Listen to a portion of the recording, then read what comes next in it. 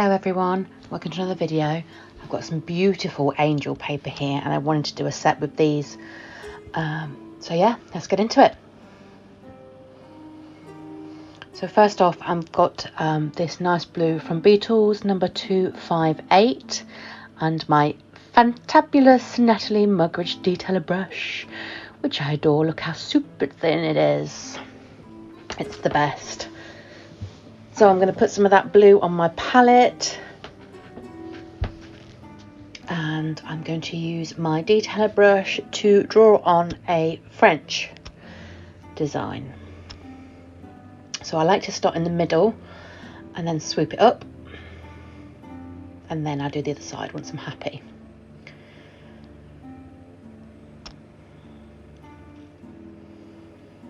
Obviously, if this was a client, you wouldn't be able to turn their finger around. Well, you could, I suppose, or get them to tip their hand upside down and have their fingers facing you in a different angle if you wanted, but I just find it easier for these videos. Obviously, you can't pull fingers around like this. Not real ones, anyway. Sorry, that was my chair creaking. It wasn't my bottom. Oh, and my tummy's rumbling because it's nearly lunchtime. And I'm just trying to think what I want for lunch. So, I've created that guide there, and now I'm just going to do the bulk of the nail with the normal brush and fill in that space. Nice colour, isn't it? Very nice. Very, very nice. They're quite long tips as well, these ones. And then I'm going to pop that in to nuke. Oh, no, I'm not. Ah, yes, I'm taking up my clean-up brush and looking for bits to clean up. But actually, it was fairly perfect. So in the lamp it goes. And then once it comes out, we give it a little wipe with isopropyl alcohol, and we're going to go in with coat number 2. I'm not sure what's wrong with me today. I'm a little bit singy-songy. I wouldn't say I was in a particularly good mood. Normally when people do that, they are. Yeah, not really. And I haven't been drinking. I have coffee. That's about it. So again, just doing the edge, using the normal brush to fill in the rest. And then we will go in with our cleanup brush because I've got a wonky donkey line there, and I'll be able to clean that up, you'll see.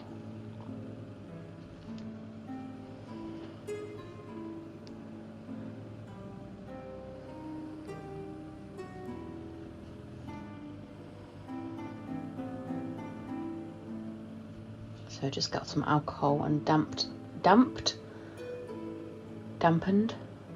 Is that the right word? The brush. And it goes.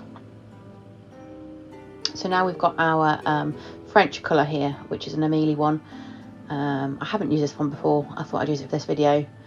I bought them and they weren't really the colours that I wanted them to be when they arrived. But there you go. I'm going to use them for this one instead. Normally for French I like to use one of my halo French colours called Elise, but I like to use that one on the clients because you can see it against their skin tone. It's quite a good skin tone match for most people, whereas this one that we're using right now is quite light, but because we're not using it on a customer, that's why I thought I'd use it on this video. So I'm just butting that colour up to the other colour to make sure that there's no gap. It does take a bit of faffing to get there.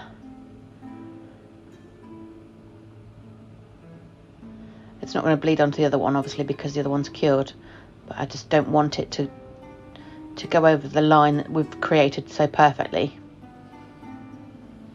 So we're just going to fill in the rest of this, and because it's quite a sheer colour, because it is a French colour, it takes a few coats. So, and I also try to make sure that I get even coverage on this one, because one of the tricky things with French is okay, so that's gone out the lamp now, so we're probably going to go and do a second coat. The tricky thing is with the French colours is that if you don't get it right even coverage first time, the more coats you do, the gaps don't seem to go away. Does that make sense? So you get rid of them, but you can still see patches underneath. Yeah. But the shading that you can see on this now is where obviously my white tack is holding my tip on. So that can be deceiving sometimes when you're doing this. Especially as well when you're trying to draw that first French line that we did with the blue. Sometimes the middle of the nail can be distorted as to where the eye looks. It's like an optical illusion, if you know what I mean. So I just find it easier to just place that blue tack underneath in a central position so that it doesn't make it look wonky when you're trying to do your French. Or your smile line anyway. That's that coat done. I think I don't know whether we go for another one or not.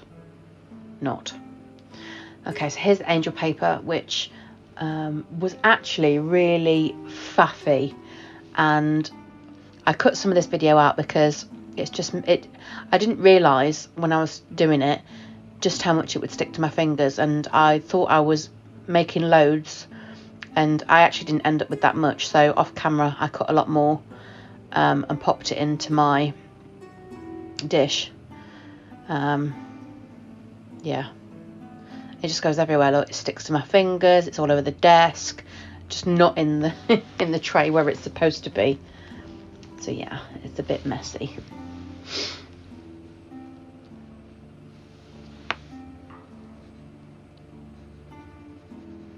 So there we go.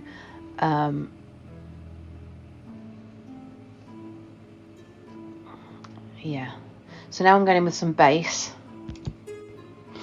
and I'm just putting it down one side of the nail where I want it to be, and I'm just picking up little pieces and I'm going to place them on the nails with my detailer brush.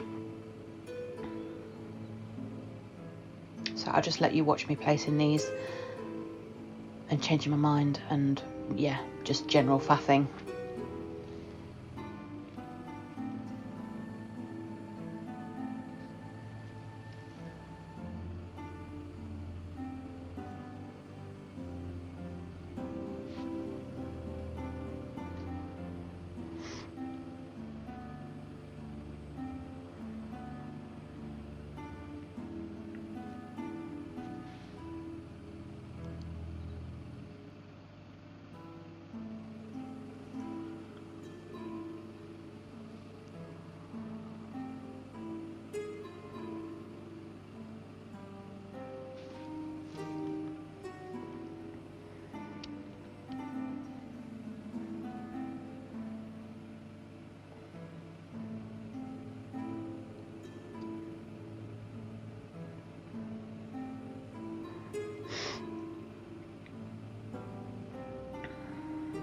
I think as well, actually, off camera I changed it because I wanted it more at an angle, like a diagonal across the blue part. So I do mess around, so when it comes back out of the lamp, supposedly you will see it's changed slightly because I've moved them about a bit more and shoved some over there and pushed some up there, and yeah.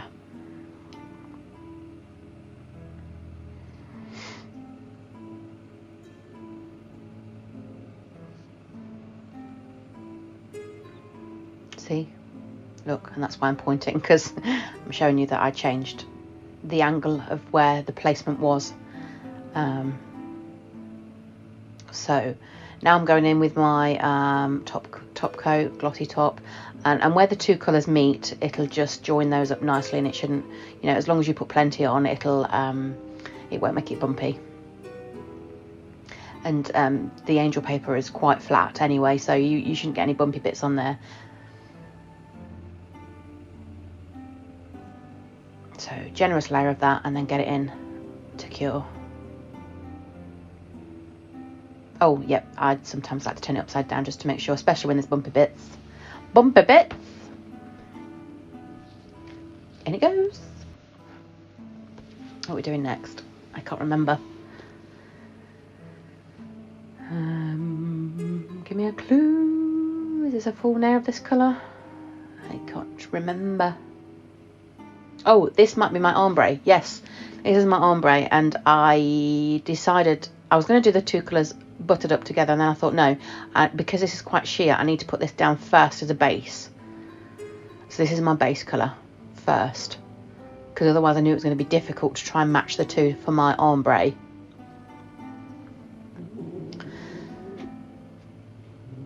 I've got a little thing in there, a little fuzz. Sorry, my cats are growling on my desk next to me. They can't decide who's sitting where, and they're getting mad with each other. Okay, so there it is at the lamp.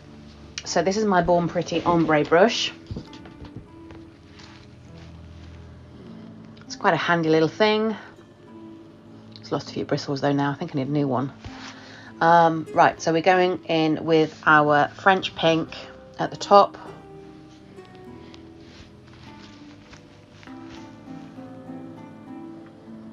And then the blue at the bottom, and butting those colours up together, bearing in mind they are still wet, so try not to touch it with the brush. If you do touch it with the brush, then wipe it off with isopropyl alcohol before you pop it back in, because otherwise you're going to contaminate your colour. So I'm just going to blend these, and I like to just dab them into each other a little bit that way first. Me personally, that's how it works best for me. And then I do it the other way, and I give it a swish, swish, swish, swish, swish, back and forth, swishy, swashy, swishy, swashy. Can't even say that actually. Be quiet. Yeah, so I'm just blending.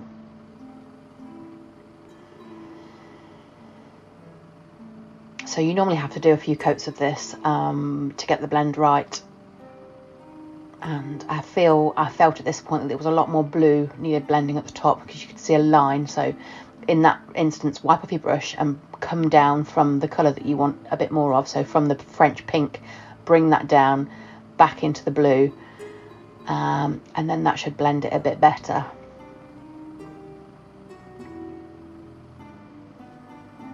But I do wipe my brush occasionally to start fresh. And again, I wanted to blend that bit there. Look where there's too much blue. And I've nicked that at the end of my tip, but I will correct that in a moment. There she goes. So, are we curing that, or are we not? Oh no, we're going to go in and faff again. Okay. I ended up taking off more than I wanted. Actually, I should have just left it as it was, because now I'm messing about with it. In it goes. And now coat number 2.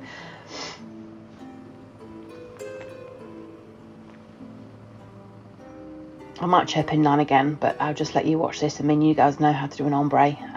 If you don't, I do have a video on that on my YouTube channel, so take a look.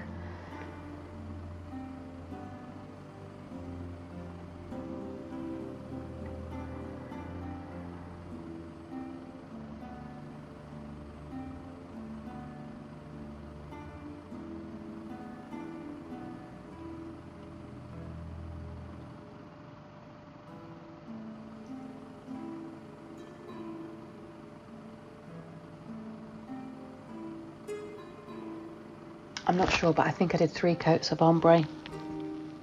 We'll see in a minute.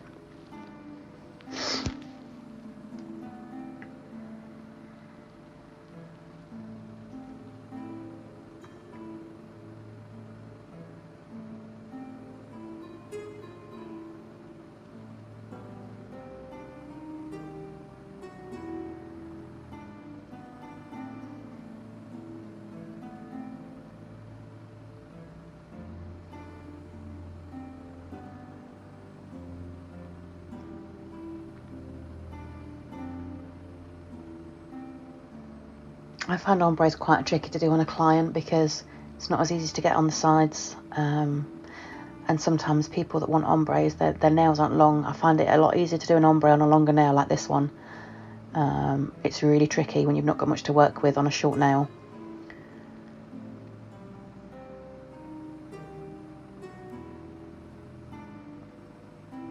Yeah, looks like we're going for 3 coats.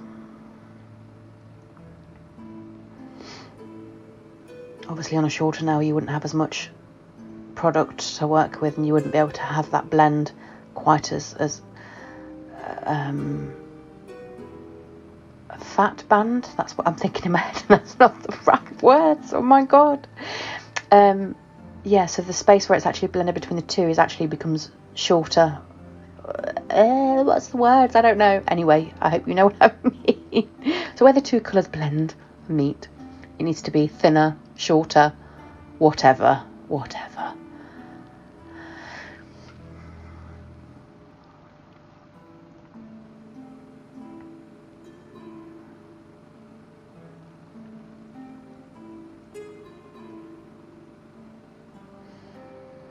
You know, then the lines that you can see will be blended out when you put the top coat on, so you won't see the lines anyway, as long as you make sure you do a nice generous layer of top coat. So as long as you're happy with the actual blend, once you are, which I'm clearly not because I'm still faffing, but once you are, pop it in the lamp for a full cure.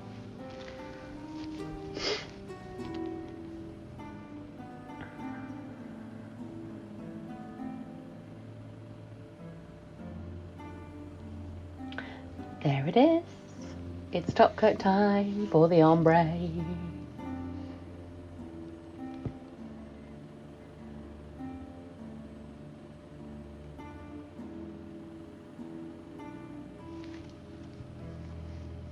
See, look, you don't tend to see the lines so much. It really does smooth out your ombre. When you think that it looks not perfect, and you can see things, sometimes once you add that top coat, it all just melts in and just looks good. On to the next nail, which we are going to be doing stripes. I think this is the stripy one. Yeah. I'm not quite sure why I used my Natalie Mug Ridge Detailer brush to do the stripes. I should have just used a striping brush because it would have made my life a lot easier. And instead, I'm just doing lots of little lines linked together. I think part of the reason why I did it like this was because I wasn't quite sure at this point how wide I wanted my stripe in the middle. So at the moment it looks fairly wide, and I do shorten it. No, I don't shorten it, do I? Is it shorten? Yeah, shorten the width. No, narrow it. Stupid girl. Yeah, so the middle does get narrower as I add more product. So I'm sorry, I do faff, but I add my outlines first, like I did with the French, and then fill in the majority with the normal brush from the bottle, and then I use my flat angled brush with some isopropyl alcohol on and tidy up the edges, because in the middle there's going to be that French pink again, that sheer pink. So really there's not really room for errors. It needs to be perfect. And again, making sure that blue tack, it's not called blue tack because it's white tack, making sure that that's not wonky either, because like I said earlier, it's going to distort your line eyesight optical illusion thing. Oh my god, what is wrong with me today? I can't speak. Yeah. It just makes it distorted when you're looking. That's the word, distorted. It makes it distorted when you're looking to see where you want to place your brush. And making sure your design is straight, correct, in the right place. Correct placement. There we go. Get there in the end. So now the problem with this is that my flat angled brush is actually a lot fatter than the stripe that I'm doing there. So I'm holding it on an angle slightly so that the edge doesn't touch. I think I do knock it at some point and then I have to go back and do it again. Yeah, so rather than doing it flat, I kind of angle it so that the other end isn't flat to the nail. Does that make sense? Yeah. See, look, because now I took too much off, and yeah, there, look, and I've got to go back in and correct it now.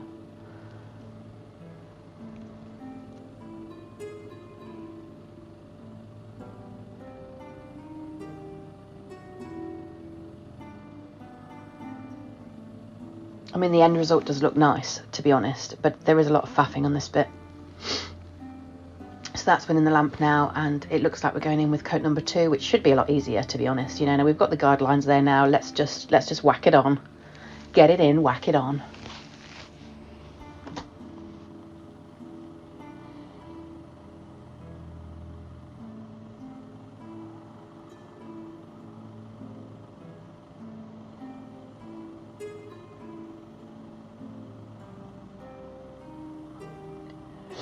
For those of you, if you've not seen my earlier videos, I'm just letting you know now, we are in the process of a house move. So my videos might not be uploaded as regularly as they used to be. Normally I upload once a week on a Saturday, but I haven't done for the last few weeks, so I apologise for that. Please bear with. I will upload them as and when I can, but it's all a bit mad at the moment, boxes and stuff, and you know, my nail desk has been taken apart, and I now have a temporary one until we get to the new house. So I don't have a lot of room because we're trying to downsize everything. So yeah.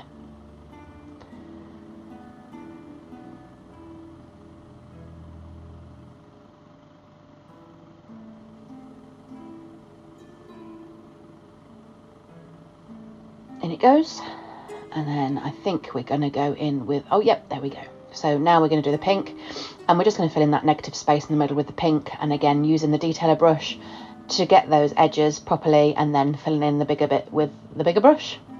So yeah.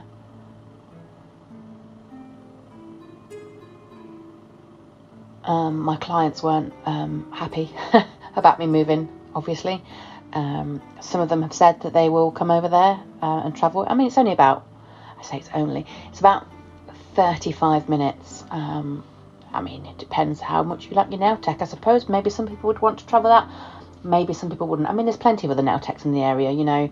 I'm sure they can find another one if they didn't want to travel that far. But yeah, a few of them nicely have said that they're still going to come. So we'll see what happens. So I will let you watch this. Oh, before I go and let you watch this in peace, there may well be a lull in between when we do actually move, because there is no internet at the new property, because the lady that lives there at the moment is older, elderly, so she doesn't use the internet, so we have to wait to get all that installed and all of that malarkey, and obviously I need to get myself set up somewhere in the house with all the boxes and all the shit and everything else. So yeah, there may be another gap, but at the moment we are just waiting for the paperwork now. We've pretty much got everything sorted and cleared out all of the shit, and yeah, just waiting for a date now. So again, making sure that this pink is even, like I said earlier, you know, you don't want too many gaps where some is more opaque than the rest.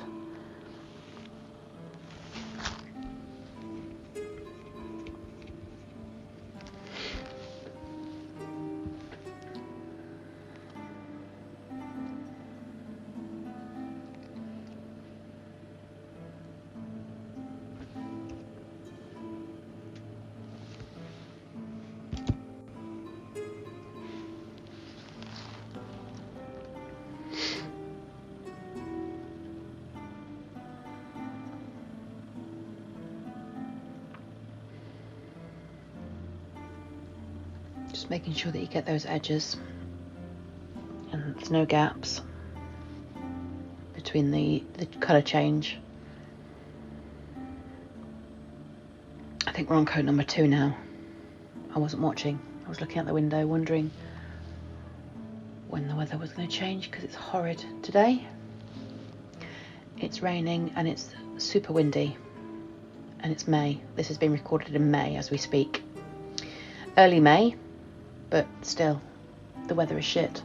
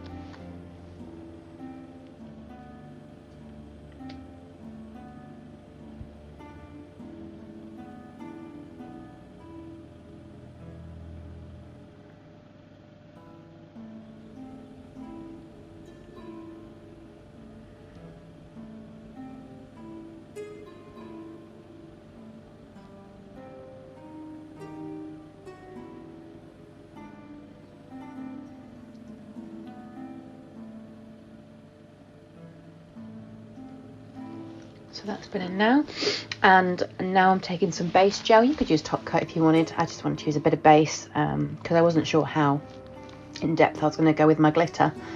And I don't fill in, this is for the middle part, but obviously I don't want it all the way at the middle because I'm only doing like a gradient type glitter fade just on the middle part.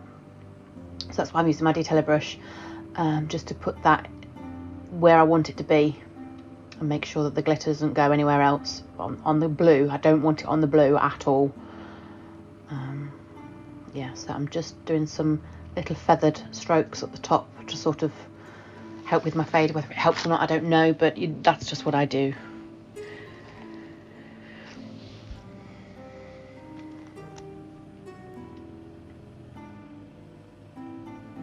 This is my glitter brush. I have many glitter brushes.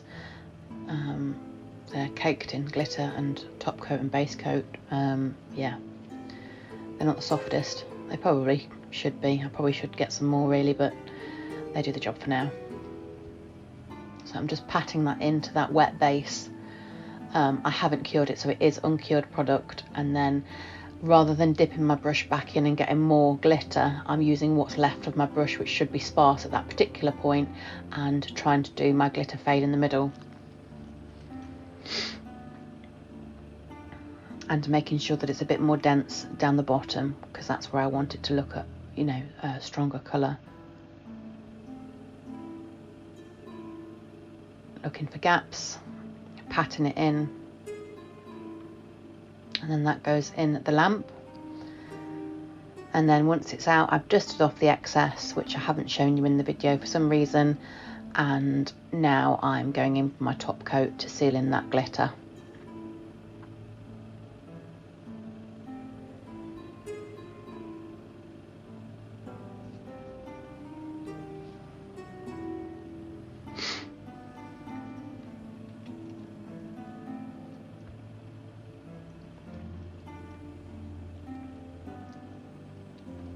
And then onto the last nail.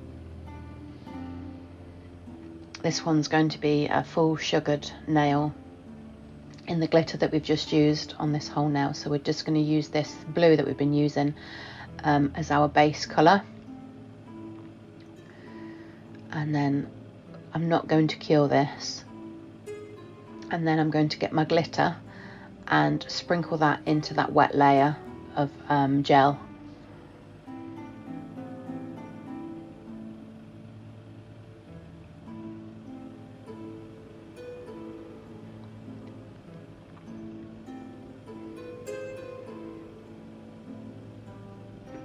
Make sure that we get the whole nail.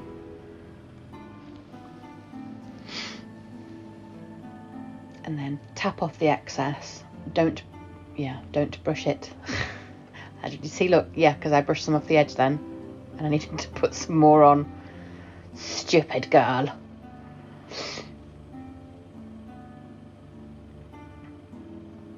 There we go. Pop it in. Probably do a double cure for something like that as well.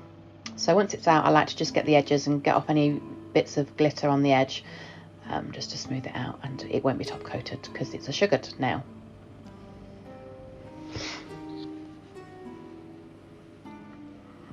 And there it is. So that's the finished set, guys. I hope you liked these. If you did, please give me a like and a subscribe, and let me know in the comments below. See you soon. Bye bye.